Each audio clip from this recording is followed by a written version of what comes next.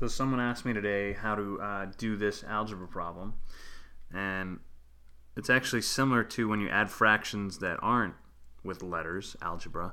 But let me just remind you of something. Let's say I want to add 1/2 plus 2/3.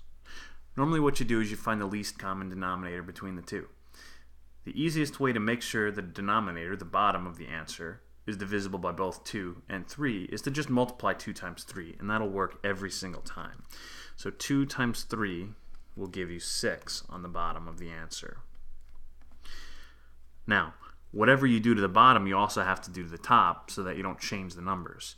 So in addition to multiplying 2 times 3, you've also got to take 3 times 1, multiply diagonally, which gives you 3, and take 2 times 2, I'm going to multiply diagonally this way, which gives you 4. And since this is an adding problem, you've got to add those. So 3 plus 4 gives you 7. The answer to 1/2 plus 2/3 is 7/6. Now when you do that, your final answer may not be in the simplest form, but you will always get the correct answer, the correct sum. So what does this have to do with our first problem here? You can do the same thing with algebra. So a plus b is kind of like a number. And we don't know what a is, we don't know what b is, but we do know you can take a plus b times b, and that will be a denominator that works. So let's do this. A plus b times b, when we multiply this way, will give us on the bottom, let's just write it as b times a plus b. Let's not multiply that out. Now you've got to do it diagonally too. So 2 times b gives you 2b. 3 times a plus b gives you, well, 3 times a plus b.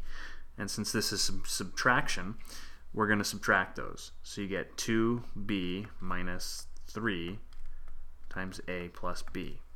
Now, getting back to the beginning, you've also got in the bottom of this behemoth fraction 1 over a plus b. If you look, you can see that this a plus b cancels out with this a plus b.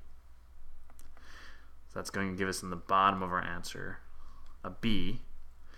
We've got 2b. Now let's multiply this out. Minus 3a minus 3b. Now we just have to simplify. So this is the same as minus b minus 3a over b. And you might consider yourself done at that point, or you might take it one step further, divide both by b. You're going to get negative 1 minus 3a over b. And that's how I would leave my final answer. I hope that you find this helpful.